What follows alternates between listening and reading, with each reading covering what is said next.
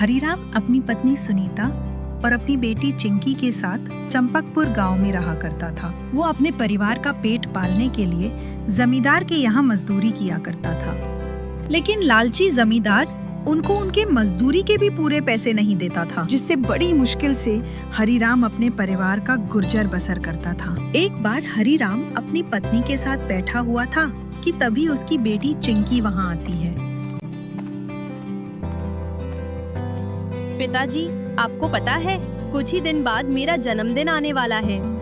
इस बार हम मेरा ये जन्मदिन बड़े धूमधाम से मनाएंगे, जिसमें केक होगा और कई सारी मिठाइयाँ होगी और अपने सारे रिश्तेदारों को मेरे जन्मदिन पर बुलाएंगे। बिल्कुल मेरी प्यारी बेटी, जैसा तू चाहती है वैसा ही होगा।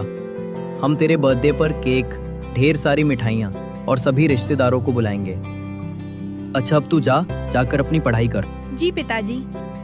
इतना कहकर चिंकी वहाँ से चली जाती है।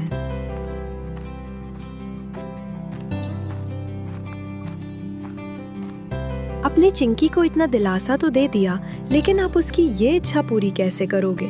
क्योंकि आपकी इस मजदूरी से 2 वक्त की रोटी भी बड़ी मुश्किल से मिलती है, तो आप उसकी इतनी बड़ी बड़ी इच्छाओं को पूरा कैसे करेंगे? तुम चिंता ना करो और भगवान पर भरोसा रखो, सब ठीक हो जाएगा। अच्छा अब मैं चलता हूँ, नहीं तो जमींदार मेरी पगार काट लेगा। हरीराम जमींदार के खेतों की ओर निकलता है। हरीराम भूखा होने के कारण कुछ देर के लिए बेंच पर बैठ जाता है। उसे वहां बैठे कुछ देर भी नहीं हुए थे कि तभी वहां एक बड़ी सफेद रंग की गाड़ी आती है, जिसमें से एक सेठ उतरते हैं और पास में ही लगी फल की दुकान पर फल लेने चले जाते हैं। ओ भाई, ये तरबूज कैसे दिए? केवल 100 रुपए सेठ जी। इतना महंगा क्यों भाई? क्या करें सेठ जी, महंगाई ही इतनी बढ़ गई है। अच्छा ठीक है, 2 तरबूज पैक कर दो। ये लीजिए सेठ जी, आपके तरबूज। पर्स रखते समय गलती से सेठ का पैसों से भरा पर्स वहीं गिर जाता है, लेकिन इस बात से अनजान सेठ उस पर्स को बिना उठाए ही वहां से चले जाते हैं। वहीं बैठा हरीराम ये सब कुछ होता हुआ देख रहा था। हरीराम सेठ का पर्स उन्हें वापस लौटाने के लिए उन्हें आवाज भी लगाता है, लेकिन तब तक सेठ वहां से चले जाते हैं। वो जाता है और उनका पैसों से भरा पर्स उठाता है। इतने सारे पैसे, अगर ये पर्स मैं रख लूं तो मुझे कोई काम करने की भी जरूरत नहीं। कई महीने तक मैं बिना काम किए घर बैठे खा सकता हूँ और चिंकी का बर्थडे भी बड़ी धूमधाम से मन जाएगा। नहीं, ये मैं क्या सोच रहा हूँ। मेरे मन में ऐसा ख्याल आया भी कैसे, बेईमानी की कमाई से अच्छा है कि मैं भूखा ही सो जाऊं। नहीं, ये पैसे मैं अपने पास नहीं रख सकता। ये जिसके हैं मैं उन्हें जल्द से जल्द लौटाऊंगा। तभी हरीराम को उस पर्स में सेठ का एड्रेस मिलता है। वो एड्रेस पढ़कर सेठ को उनका पर्स वापस लौटाने एड्रेस में बताई जगह पर निकल पड़ता है।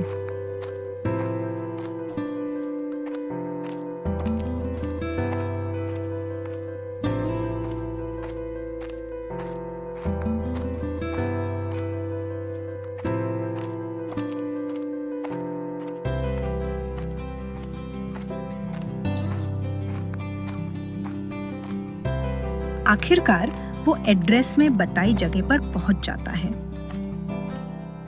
सेठ अपने घर के बाहर चेयर पर बैठा हुआ था। सेठ जी, मुझे आपको आपकी एक कीमती चीज लौटानी थी।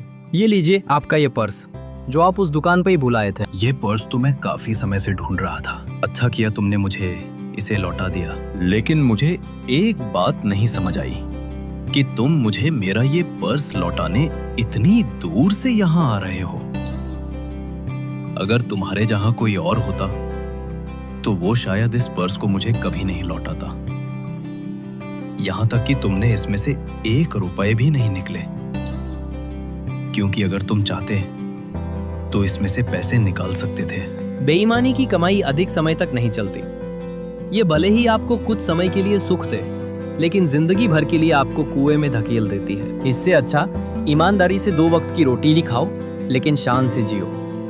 मैं तुम्हारी इस ईमानदारी से बहुत खुश हूँ, इसलिए मैं तुम्हें अपनी 1 जमीन देता हूँ। और तुम्हें उस जमीन का जमींदार बनाता हूँ। जहाँ पहले हरिराम दूसरों के यहाँ मजदूरी किया करता था, वहीं अब लोग उसके खेतों में मजदूरी करते हैं। हरिराम उसके यहाँ काम कर रहे मजदूरों को अच्छा वेतन देता था। हरिराम अब अपनी बेटी का बर्थडे बड़े धूमधाम से मनाता है, जिसमें वो केक और सभी रिश्तेदारों को बुलाता है, जैसा कि उसकी बेटी चाहती थी।